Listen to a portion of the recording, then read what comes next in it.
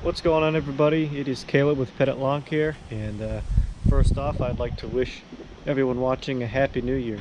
uh, Hopefully 2021 will be a little less crazy, I guess is the word.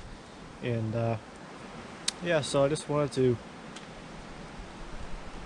and today thought I'd share with you guys how I winterize my two-cycle equipment, because I've seen a lot of videos online of that, and I have a little bit of a different method or thing that I used than some of the other people I'm watching, which just wanted to share with you how I do it. And I'm sure many of you do this already, but if you don't, I do think it is a good idea, because it does protect your equipment that you put your hard-earned money into.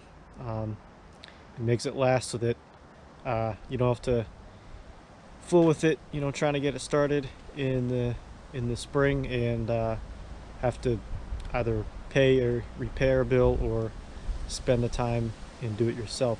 So I'll show you guys what I use, and that is this stuff right here. It is ethanol free, excellent for long-term storage. So it does not, you can see here, does not degrade, oxidize like typical gasoline, great for long-term storage. So basically what I see a lot of people doing, I guess on YouTube, in YouTube land, is they will just get the regular gas from the gas station, like they do, like we all do during the season, but they will put in a fuel stabilizer additive, which works perfectly fine. But I just find that this is a simpler way, because you don't have to mix it every time you want to fill up a new thing, and plus this is already mixed with the oil. It's already a 50-to-1 ratio mix. So this is what I do. And here I've got some equipment here, Stihl equipment. This is not everything that I have, because backpack blowers like chainsaw are still being used daily, so I'm not gonna winterize those right now.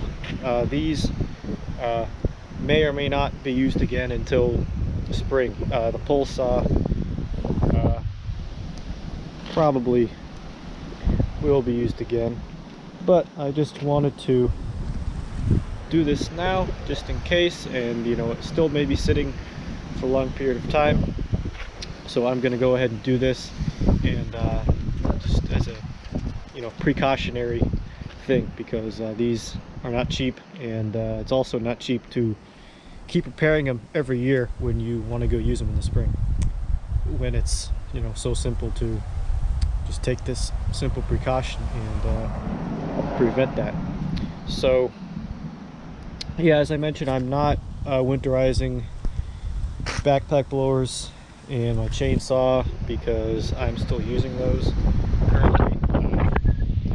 And anything that I use throughout the winter periodically, I'll just use this fuel, the non-ethanol fuel, so that way if it sits at all, I don't have to worry about it. And then in the spring I will switch back to the regular fuel. And here what I did is I already went through all these things and drained the regular gas back into the gas can. So all these tanks are empty. I'm gonna put about half a tank roughly in each of these things, and then I'm gonna run it for about 5 minutes to let it kind of cycle through the old fuel, and let this one get in the carburetor, because that's the issue. You want this to be in the carburetor.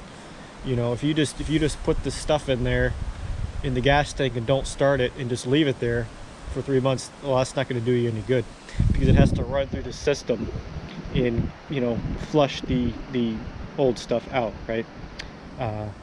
So that's what we're going to do. And I don't know, I probably won't film the whole thing because it's pretty boring, but I'll catch up with you when I have some of these things running. And yeah, all right, so as you can see, I just put some in the pull side. You can see it's a different color. It is a reddish pink kind of color, so that's kind of the same color as the stabilizer, so you can kind of see you know, like if you're using both, you can kind of tell, which I think is a good idea, because you can kind of tell in each of your equipment, you know, which fuel you got in there, because it's a different color. So that's kind of handy. All right, guys, so I got this stuff started, and well, there it is.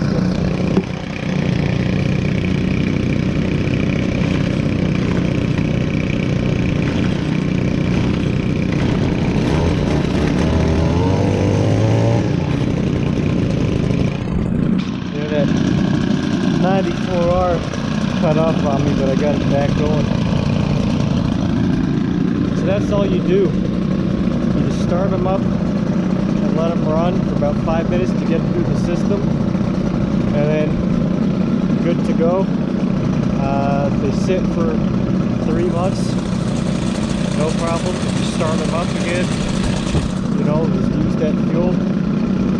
And another recommendation is, if you have any piece of equipment, 2-cycle equipment that you don't really use that often throughout the year, that sits, you know, throughout the year most of the time for long periods, don't even use, you know, regular gas. Just use that stuff all year, or put stabilizer in your fuel all year, so that way you don't have to worry about, you know, your equipment sitting and it, you know, the carburetor going bad on you.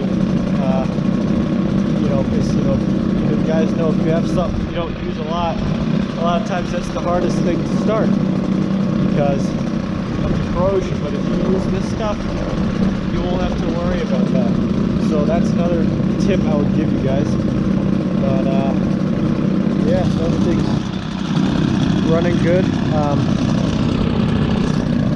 I'm probably a little bit late on this stuff.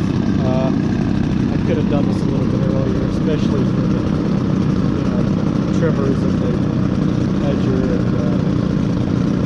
but it'll be okay. So yeah, hope you enjoyed the video, and I'll catch you guys in the next one. And again, Happy New Year, and I